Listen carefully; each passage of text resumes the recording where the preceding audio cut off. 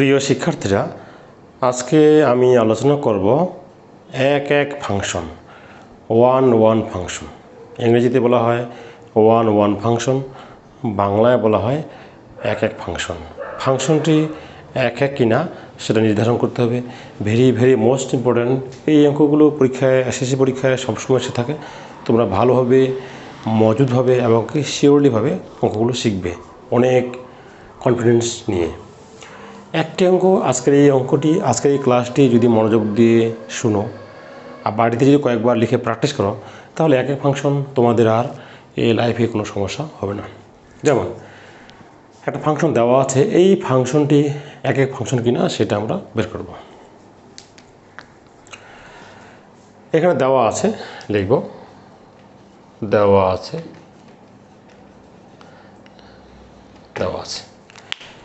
Function of x.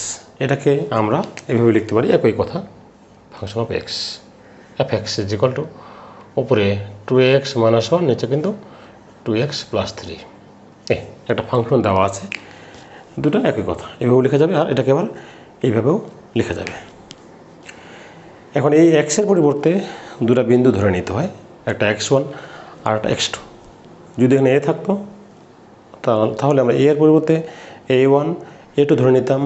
যদি এখানে b থাকতো তাহলে b1 b2 ধরে নিতাম। লিখব ধরি বা মনে করি x1 belongs to dome f। এখানে এটাকে ডোমেন বলা হয়। x1 ডোম f এ থাকবে এবং x2 belongs to dome f। আমরা ধরলাম x1 x2 দুটোই কিন্তু ডোম f এ বিদ্যমান থাকবে, মানে এক্সের মধ্যে দুটো বিন্দু, একটা x1 একটা x2 ধরে নিলাম। তাহলে fx1, এখানে আমরা তাহলে কথা লিখি। আমরা প্রথমে ধরে নিব একটা x1 একটা x2। x1 ডোমে থাকবে, x2 ডোম f এ থাকবে, আমরা ধরে নেব। যদি এখানে a থাকতো এখানে a1 a2 ধরতাম, যদি এখানে b থাকতো b1 b2 ধরতাম। এখন দেখো, তাহলে এখন x এর পরিবর্তে আমরা কত নিব? এই যে x1 নিব, এখানে কিন্তু পরিবর্তন হয়ে যাবে। কত হবে? 2x1 - 1, 2x1 + 3। এবং এখন এই x এর পরিবর্তে আমরা বসাবো কত? x2। যদি x2 বসাও 2x2 - 1, 2x2 + 3। আমরা এখানে কী করলাম? শুধুমাত্র x1 জায়গায় x1 বসালাম, এখানে x1 হয়ে গেল দুই জায়গায়। এবার x2 বসালাম, এখানে দুই জায়গায় x2 হয়ে গেল। এখন ফাংশন অফ x1 সমান ফাংশন অফ x2 হবে যদিও, কেবল যদি, এই কথাটা আমরা লিখব কেবল যদি, আর বাকিটা লিখব না, ফাঁকা থাকবে, পরে আমরা এটাকে পূরণ করব। তাহলে f(x1) সমান সমান f(x2) হবে যদিও কেবল যদি, বাকিটা পরে বলতেছে। তাহলে f(x1) এর মান বসা হয়েছে, মান দেওয়া আছে। f(x1) এর মান কত? আমরা এই মানটা এখানে বাম পাশে বসিয়ে দিব। বসান, উপরে 2x1 - 1, নিচে 2x1 + 3। মানটা বসাও, 2x2 - 1, 2x2 + 3। আশা করি বুঝতে পেরেছ। জাস্ট এখানে x-এর জায়গায় x1 বসালাম, x-এর জায়গায় কত বসালাম? x2। আমরা এই মানটা এখানে বসালাম বাম পাশে, এই মানটা আমরা ডান পাশে নিলাম। এখন এখানে বোঝার বিষয় আছে, যখন দেখবে যে এই সহগগুলো সমান আছে, যেমন উপরে কিন্তু 2 নিচে 2 দেওয়া আছে, যদি সহগগুলো সমান থাকে তাহলে তোমরা ক্যালকুলেশনের সুবিধার্থে সহজ করার জন্য তোমরা বিয়োজন করবে। আবার বলছি, যখন দেখবে সহগগুলো সমান থাকবে তখন এই লাইনের পরের লাইনটা তোমরা বিয়োজন করবে। আর যদি সমান না থাকে, যেমন এখানে কিন্তু x1 2 নিচেও 2, x2 এখানে সহগ 2 নিচেও 2 আছে, যদি সহগগুলো সমান থাকে সেক্ষেত্রে আমরা বিয়োজন করব। আর যদি সমান না থাকে সেক্ষেত্রে গুণ করব। বিয়োজন করলে কী হবে? ক্যালকুলেশনটা সহজ হবে। আমরা এখন কি করব? বিয়োজন করব। 2x1 -1 বিয়োগ নিচের অংশটা 2x1 - 3। যেহেতু বিয়োগ করলাম তাহলে এই চিহ্নটা প্লাসটা কী হয়ে এখানে মাইনাস হয়ে গেল। লব থেকে উপরের অংশ থেকে নিচের অংশ বিয়োগ, লব থেকে হর বিয়োগ, লব থেকে হর বিয়োগ। যখন লব থেকে হর বিয়োগ করবো তখন এর সামনে মাইনাস চিহ্ন আসবে, এই প্লাসটা এখানে কী হবে মাইনাস হয়ে যাবে।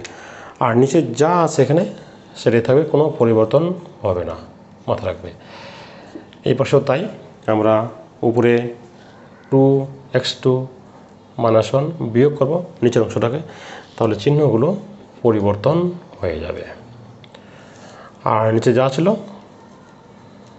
নিচে x2 + 3 তাই থাকবে, কোনো পরিবর্তন হবে না। আমরা সাইড নোট কি লিখব যে বিয়োজন করে অবশ্যই সাইড নোট লিখবে। আর বিয়োজন করে অর্থাৎ আমি তোমাদের বোঝার জন্য লিখে দিচ্ছি, লব লব বিয়োগ হর, আর এখানে হরটা ঠিক থাকবে। তার মানে আমরা কী করলাম, লব থেকে হর বিয়োগ করলাম আর নিচে হর বসে গেল। লব থেকে হর বিয়োগ অর্থাৎ উপরের অংশ থেকে নিচের অংশ বিয়োগ করলাম। দেখো 2x1 - 1 বিয়োগ করলাম, এই যে -2x1 মাইনাসে প্লাসে মাইনাস, এক্ষেত্রেও তাই। এখন দেখো এখানে আমরা যদি এটা আমরা প্লাসে মাইনাসে বাদ দিব, এই যে আমাদের কাটা যাবে বিয়োজন করলে, এটা আমাদের ক্যালকুলেশনে একটু সহজ হবে।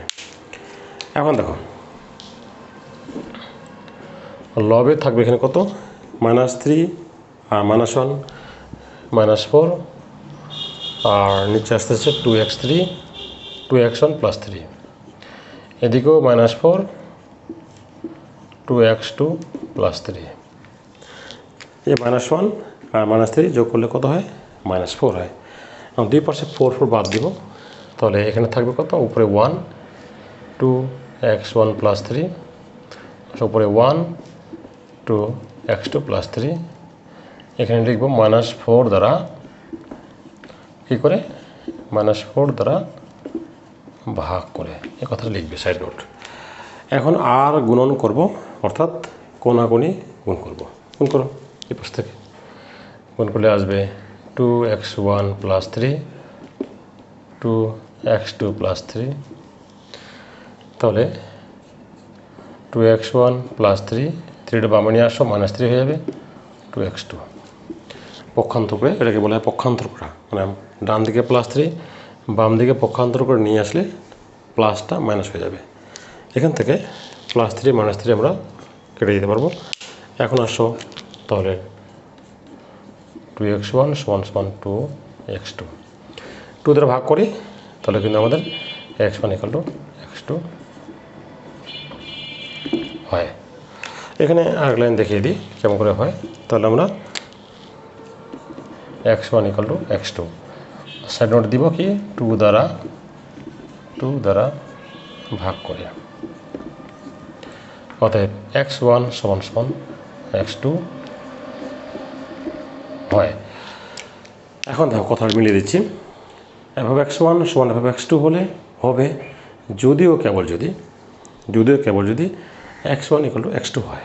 যদি এরকম শর্ত এরকম আমরা নিয়ে আসতে পারি, তবে সেই ফাংশনটা হবে এক ফাংশন। আমি আবার বলছি, প্রথম থেকে আবারও রিপ্লাই করে দিচ্ছি। এখানে ফাংশনটা দেওয়া আছে, আমরা এক্সের পরিবর্তে দুটো বিন্দু নেব, একটা নেব x1 একটা নেব x2। এক্সের জায়গায় বসাবো x1, বসাবো x2, মান বসে দিলাম, বললাম যদি সহগগুলো সমান থাকে আমরা বিয়োজন করবো, বিয়োজন করে এখান থেকে আমরা x1 = x2 দেখাবো। যখন x1 = x2 দেখাতে পারবো তখন আমাদের ফাংশনটি এক ফাংশন প্রমাণ হয়ে গেছে। অতএব ফাংশনটি এক আমাদের প্রমাণ হয়ে গেছে। তো শিক্ষার্থীরা আসলে বুঝতে পেরেছ, এই একটা অঙ্ক সলিউশন করলে এই কথাগুলো 2-4 বার লিখলে তোমাদের যতগুলো এক ফাংশনের অঙ্ক আছে সবগুলো তোমরা করতে পারবে। অবশ্যই খাতায় কলম দিয়ে লিখতে হবে। যতক্ষণ পর্যন্ত খাতায় কলম দিয়ে না লিখবে ততক্ষণ পর্যন্ত তোমাদের অঙ্কের কথাগুলো, অঙ্কের যে সাজানোটা ঠিক হবে না। তো শিক্ষার্থীরা পরের ক্লাসে আমি আলোচনা করব এক ফাংশনের উদাহরণ সহ ব্যাখ্যা বোঝাবো, আর অন টু ফাংশন অর্থাৎ সার্বিক ফাংশন। আচ্ছা,